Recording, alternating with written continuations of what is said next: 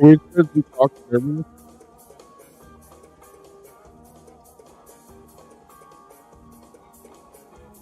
Oh, I was muted. Oh, Right. well. Did we change it or we getting Yeah. popped again? No, we did. All right. Welcome. Welcome, everybody, back to WOOK Plus. I'm Weekend WOOK, joined by Kev the Great One. We're here on this fine Tuesday afternoon to discuss 9/26/91. Whoo. I had Is to it turn hot? the AC one. No, I thought you were talking about the show. It was hot as fuck this weekend, though. Holy shit. You This were show having was you pretty were hot, having a too. nightmare. You were having nightmare visions of Mondegreen, huh? Well, I'll tell you what, man. I was out there in the yard. I was weed whacking, as it were, listening to this show. And then I was like, I got to message T and Kev. We need to get an RV. Fuck that. It was like, I think my phone said it was like 89 or 88 degrees, not even in the 90s yet. And I was like, it felt like 150 degrees. Like I was fucking panting. And I was like, I can't do 4 days. Right. The weather there for the dates of the show says it's going to be in the upper 80s and Oh, 60s so at probably night. will feel like it did this past week. Oh, humid. You're right on the ocean there. You're so close to the ocean. It's so humid. You know how Maryland is. Delaware's worse with the humidity. Yeah, I mean, we'll be fine. We'll do whatever. We end up GA cool. We end up RV cool. But anyway, while I was out doing yard work, I was listening to this show, and I gotta say, there's nothing standout-ish as like, holy shit, that's the greatest blank I've ever heard. But there was a consistency through this whole show, especially the second set, that was just like, it was nice. It was refreshing, honestly. Like I really enjoyed it because a lot of the other shows we've heard, there's like, oh, they fucked this up or it dips here, but this was just go through the whole show. I thought there was one fantastic transition, and I will talk about that when we get to it. But there was one moment Oh, in I think this I know week which where one you're talking about. I'll wait and see what you say, and I I'll be was like, yeah, that's it. wow. I was like, wow, they nailed that. That was cool. Yeah. All right, you want to get into it? Okay, Yeah, let me do some. I'll do housekeeping at set break. That's fine. yeah. All right, so jumping in right away with the llama, I think as I don't want to say standard in a negative way, right? Like these are traditional for a reason and work for a reason, but it really did its job, and it was a high energy way to start the show. Pretty Mhm. solid, right? Yeah, I have no problem with that. It's they seemed really fired up. What this was the second show we would call it of the tour because they did the Amy's Farm, which was the one off in August, and then the tour before that was over the summer was Giant Country Horns. So they were pretty locked in as much as the Giant Country Horns shows lots and lots of repeats. So Llama's one of those ones I feel like they hit it and there was no chance of them making a mistake at this point, I guess. Yeah, no, for sure. And then it's so funny because every time okay, so two things. We get a bouncing every single show that we listen to here, and every single time we get it, I'm like, yep, that's bouncing, right? It's exactly Right. what you expect. Right. Well, but the 2 slot I love for this because, Llama, everybody was vibrating, because it's so fast, and then bounces the more mid-tempo thing. It isn't a cooldown, but it's just a nice, all right, cool. Now we've settled in. Well, it's funny because you don't think of like standards at this point in the career, but like this had been played almost 100 times by that point. Like it had been It played a was the hit lot. single. It was the Yeah. hit single that never happened. If they had released it off of Lawn Boy, if they had been on Elektra for Lawn Boy and released it as a single, I bet they would have had a Spin Doctors kind of situation. Right. With bouncing, which is crazy to think about in hindsight. But yeah. Yeah, no, they played it a lot. So here's where I think things really started to lock in for me. And I don't know what it is about this Divided Sky, but this was the first time when I was listening, working outside, and I was just like, this is great. Like, this is really exceptional. And like, it's not like it's better played than the other 1,000 Divided Skies I've listened to, or however many, but like, I don't know. There's an energy to it. There's like a drive, and like you could tell that the notes are rehearsed and fresh, and that they're very Focus. purposeful, but not as an afterthought, right? Like Right. it's that mix between new but not too new, and Right. really just absolutely hit it. Right. People can't be quiet either during the quiet part, even back in 91. Well, how short was that quiet part though? I mean, it's like and I blame Fishman, but like they went into the pause and then he just almost it felt like maybe it's just because we're used to the big pauses, but like almost right away hit the freaking It was 5 cymbal. seconds, yeah. Yeah, if Well, let's that. I move it mean, along, move it along. well, I don't remember what song it was, so I'll mention it now, but there was clapping again. I always find it so fun. And I'm not blaming you, even though I should blame you. You're pretty hip and modern, but like there's like old timey vets that are all like, oh, it's not the same, you fucking wooing and singing along and clapping. And then you go back and listen to like 91, 92, and they're all doing the exact same shit. We were in bars. Everybody was drunk. You were clapping and wooing and everything else. I mean, I feel like everybody's fucked up now too. I know. Well, people have elevated. vets. I feel like people have elevated PHiSH to this religious thing. You go to PHiSH and you have to have reverence and be quiet and completely focus on the music and dance and all this. And for me, there's still a bar band who made good. Yeah, I mean, I think there's both. I think there can be it can be both. It could be a religious experience. But let's have fun. Right, but that is based around dancing and having fun and I don't think you should take anything wooing and serious. clapping. And not to get on the side, but I think even when it comes to religion, you shouldn't take it that seriously, right? I think that's maybe a problem of people just taking shit in general too seriously. Right. If your seriousness leads you to anger, then you got to reconsider your priorities. Right, you need to think about that shit. Yeah, but All right, fee, when it was still all over the place all the time, it was all over the place. I love Fee. Fee is a great song. Anytime they want to play a Fee, I'll put a smile on my face and wave my head, and I'll probably sing Fee. Sound like a pot, like a teapot. Yeah, it was good. This is Dice, man. Second one. So there's 3 songs on this show that were not the first time played, but the second time. And all of them had been played for the first time the night before, which I guess based on our conversations and during the member hang where this came up, I guess was a bigger show and more well known because of the debuts. But it's I sounded funky. Tour. Always with the opening night of tours. Like the year before in September at the Wetlands, they busted out like 8 songs the opening night. This year it was 3 to open fall tour. And I mean, solid songs. I think musically, I really enjoyed it. Whatever Page was doing with his voice, he was singing in a different key, wasn't he, or something? I mean, it was weird.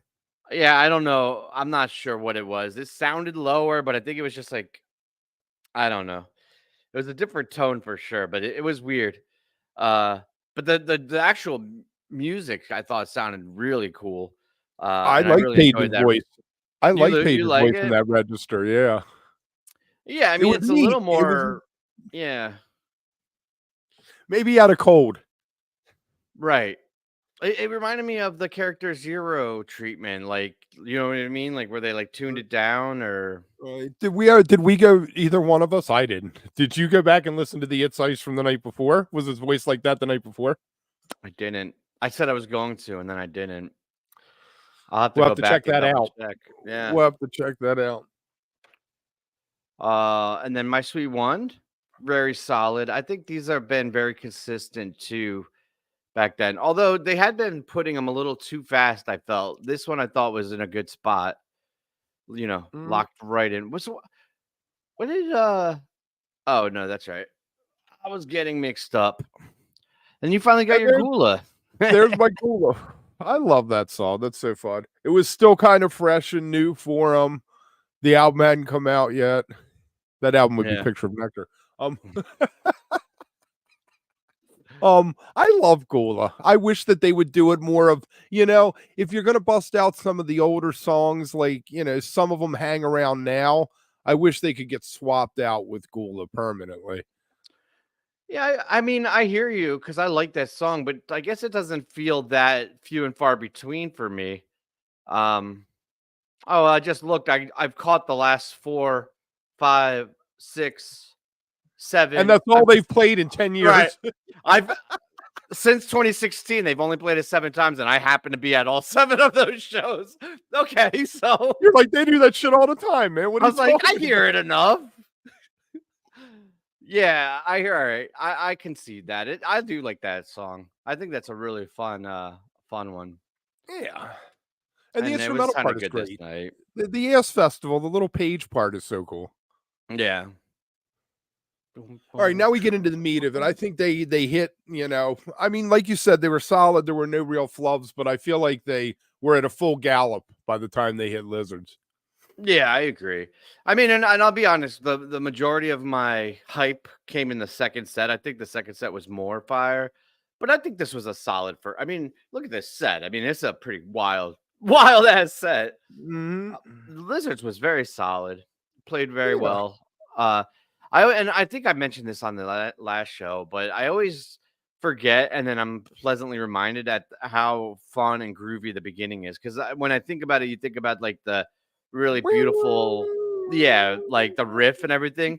But the whole beginning is actually just like a really fun, groovy, song. So Cool little story, to play yeah, along in your head. Now, yeah, Foam was such a monster back then because they played it every other show. That's why when we get Foam now, people love it, but it just doesn't. You have to play a song like Foam every other night in order to execute it properly. to have it be that locked in, like each individual part, I feel like they can still hit, but it doesn't feel as cohesive as it did when they played It's it a that little blurry, often. Yeah, the images are a little off. right, exactly. It's a little more on the Moe side of the spectrum than the Humphrey side of the spectrum, right? Like Right. that's kind of like, and I like the tighter fish, which you can't keep 500 songs that tight at all times, right? They're obviously capable of doing it, but you're right. Without having played it, with not playing it as often, it does blur a little bit. It's fun to listen to, though. What do you think about this Bowie? I would like to know the story behind the silliness. The Dr. Seuss. Dr. Seuss, yeah. I don't know what that was about, but it was. And was this when they said somebody go to the concession stand? I don't know. That was at some point too. It's like it felt like a very silly. I mean, who knows? Maybe that was a legit announcement. It felt like it was just like PHiSH joking around. But yeah, PHiSH was extra silly. I'm sure that there's a story from like the night before where there was Dr. Seuss was the punchline of the inside joke, and that's why Fishman was yelling it. But whenever I hear that, I'm like, I want to know the story. Solid Bowie. I mean, again, Bowie was played every third night, every fourth night back then. So they nailed the ending, which is, I think, where we have the most issue nowadays is the re-entry to the speed and the part big climax. Yeah, I felt like it was good. I mean, I think it was pretty solid. I don't know. We've heard a couple of really, really exceptional Bowies lately from this time period, and I think this one fell a little bit flat. And maybe it was like kind of silly in the beginning, but didn't go like really stretch it out like some of the other ones we had heard. And then the ending had a really excellent re-entry, like you were saying, and built it up. But then it just kind of hit and was done. And I was like, I don't know. It left me wanting more. I think it was really solid, but it was a little bit left me wanting, I guess. It needed a couple 2 or 3 minutes in the beginning for a nice long intro. Speaking of long intros and slow building, we have new merch up at wookplus.com, including the slow build Piper shirt. So that's going to be one of our initiatives this year. It's a great way to help support the channel. Plus, you can rep some awesome Wook gear. So head on over to wookplus.com and pick up some Wook merch. Also, we'll be back tomorrow night at 9 Eastern, 6 Pacific in the evening for Wook Plus Live. Guys, all sorts of shit. We're going to talk about Bill Walton. We're going to talk about Dead Forever having a new meaning of literally never leaving Vegas. So that'll be a fun episode. Hold over, 27th big week. Yeah. Breaking news. ENCORE add their 50th and 60th. I mean, I honestly I don't know if they're ever going to be done. New Year's Eve at the Sphere. ENCORE. I mean, that's fine. Like a lot of bands do, or artists do Vegas residencies. It feels a little bit. Well, but that's we'll talk great for John Mayer. John Mayer can go play shows on Sunday, Monday, Tuesday, Wednesday, fly in, do the 3 with Dead and Company, cash that big check, and then go do what else he wants for the He other could 4 years. probably do a residency in Vegas on his own too and make a shit ton of money and not have to leave. Although, would you really want to be in Vegas like 7 days a week? That would be crazy. I mean, you see what happened to Elvis, so Uh, Bobby, I think Bobby loves the idea. I think Bobby likes it, the lights and the, yeah. Well, we'll talk about it more tomorrow. I have Yeah. a whole slew of thoughts on Dead and Co. and everything going on with Bobby right now. It's interesting. Oh, and then Panels and Frames Thursday at 1 o'clock. This time, same time slot on Thursday. Got a bunch of nerd shit to talk about. Cool. Let's get into this. Why don't you take us into the second set? Oh, the Golgi. Yeah, I mean, that's great. It's, everybody's outside smoking a cigarette, talking. The band comes back on, no one really notices. They, nail the beginning of Golgi. Everyone turns around and gravitates right back towards the stage. So I think it does what it's supposed to do. For the song itself, I think that it's a little trite, maybe would be the word for the lyric. It's just so, I don't know. It's cool when you're 16. That lyric really speaks to you, What, like the ticket stub? The ticket stub and the microscope. I mean, when was the last time you looked in a microscope and actually thought of Golgi Apparatus if you hadn't heard this song? You were what, 4th grade or something? Oh, I'm being biology. I don't know. I guess high school, 9th grade, I took biology. Yeah. It's hard for me to separate them though, because this was part of my childhood. So even before I knew what a Golgi Apparatus was, in high school, I knew what it was as a PHiSH song. You know what I mean? So I'm from a different perspective than you. One day, my oldest, the song was playing, and she goes, "It's called Golgi Bodies because they don't call it Golgi Apparatus anymore." And she was like, "Oh, really?" Good. I feel like in 1 minute there, I just felt incredibly young and incredibly old. So I'm right where I need to be, right in the middle. Here I am. I love, and so this is me being a huge PHiSH stan in the drumming part, but the big snare fill leading up into the climax, into the "I Saw You," when he does it, and in the studio or the recording, it's the biggest, I think, and one of the best. But all these early versions, he does different variations. It's never exactly the same, but it always gets me so hyped. It's almost like I could sell that song, or I'm not super high on it until that point, and then it's just it flips the switch for me. I'm like, yeah, fucking let's go. No, and this is where the fire starts. Even Coil, which is has really become this subdued kind of sweet, soft whisper off of a set. Even this had a little, extra Fire nuttiness to it. Yeah, Page was just kind of trying weird rhythmic things, and the piano, I don't even know if you would say it's a solo. It was like a 4-bar outro, and they're like, fuck it, we're done, let's go. But it was fun. And then they did throw it into 5th gear or overdrive, starting with Brother, I feel like, for the rest of the set. I can't believe this song never made it on an album. I it falls into a weird spot in my head because I love it. I absolutely love it. But it is almost like a forgotten tune a lot of times. Right. And I don't know why, because it's so fucking good. I think what happened was they had all these songs they were writing. They had Sparkle, they had It's Ice, they had Maze, and then they decided, hey, let's make a concept album out of all our new songs. And Brother just didn't fit in the concept, in the dream, right? So it got left on the floor. I was thinking I wanted to do a best cutting floor, cutting room floor bracket, the best songs not on an album. And it's insane how many good songs there are that aren't on albums. But yeah, I love this version of it. I think it was really well executed, and the cool bass. And actually, this is the one version that I replaced at the top in the intro music. Okay. They right off the bat, the second time, just hit it. There was no slop. It's so funny now, the life cycle of a song, you're like, oh, well, they've only played it a couple times, it'll lock in, right? But that logic doesn't apply to these songs, because these songs, they came out of the bat. Because I feel like when you're young and you have something to prove and shit, it's they made sure they got that shit down before they put it in front of people. Now it's I played this a couple times. Let's fucking take it on the road. It's fine. Well, and they were always together at this point, and we know that they've talked about how much they rehearsed. Now they do the shows and they go back to their little castles and hang out, do their tours, come back together, maybe have a day or two of rehearsals, where the rehearsal is the sound check. Yeah. Yeah, exactly. That's when they're testing it out. I Right. mean, I heard a couple sound checks a few years ago where they were like literally working out parts and like stop and start, and you're like, Right. okay. What's the vocal going to be? Where do I come in on this? Kind of Yeah. thing. Yeah, exactly. And No, but and I loved it. right. Go And ahead. the fire they started with Brother, they took Sparkle and just threw gasoline on it. I mean, I This is know the people are third not new big on, song. right. People call it feeble or whatever. I love Sparkle. And it's like we've said, 3 minutes. Boom. You're like, yes, that People was call great. Sparkle feeble? Is that a thing?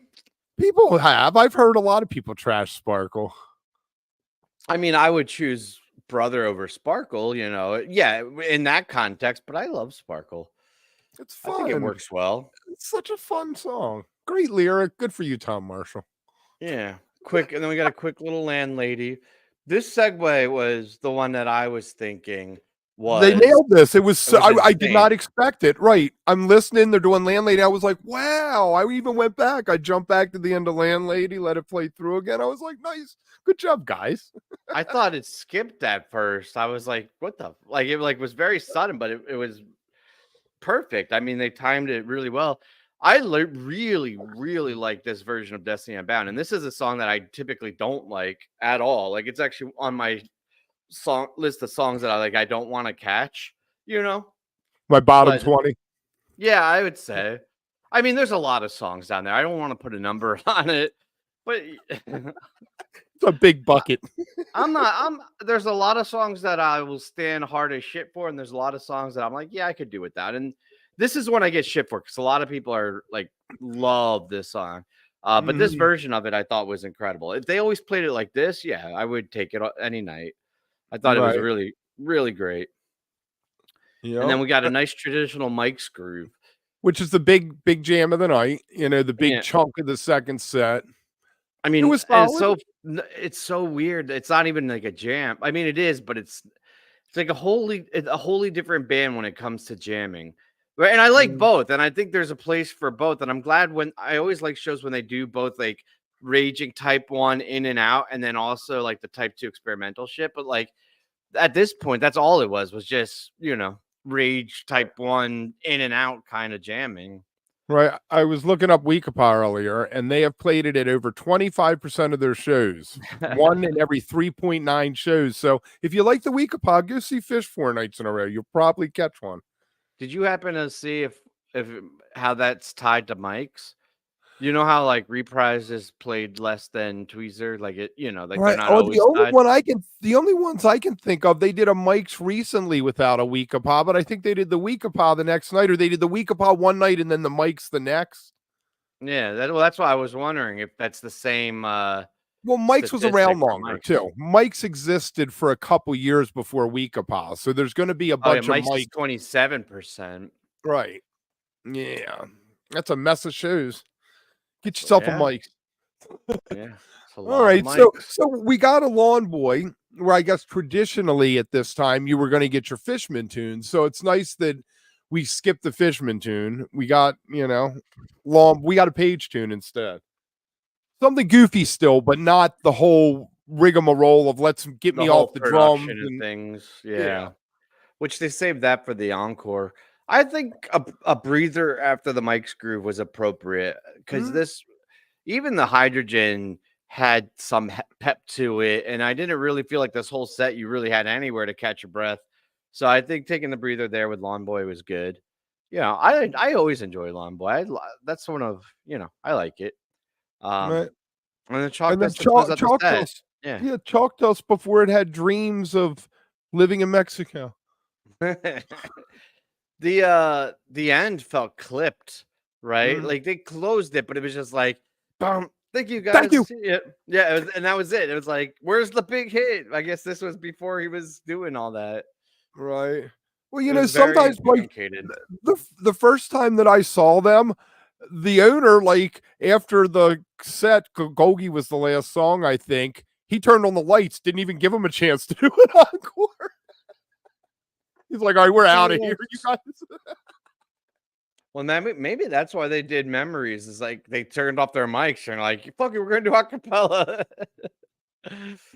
I mean, this was a weird encore, I think, but if you have to have it, I would rather it be saved for the encore instead of the middle of the second set. Right. Right? I think Interesting. middle of Right. second set fucks it up. Right. And they threw the poor heart in the middle. They're like, we'll give you one more rocker. And then, oh, hold on. So you think PHiSH like came out, sang, went back to the drums, and then came back out and sang, or did they just? I Do you think think he so. just sang from back in his kit? Seems like a lot of motion. And the stage was probably smaller. Yeah. I don't know. Right, I that think could he even be a probably reason came. not to do it. I think he probably came out because I think that was all part of the shtick. Was them Right. looking like the Line barbershop up and be like, quartet. "Woo, boom, boom, boom, boom." Yeah. Yeah. Oh well. Overall, I think this was a solid show. What do you think? You give me a grade, 1 out of 10. I'd give it rate a 7. All right. Yeah, that seems reasonable. I would tell you what .NET did, but can't have anything nice anymore. Oh well. Damn it. All right, guys. Thanks for hanging out with us. See you We'll tomorrow night. tomorrow. Later.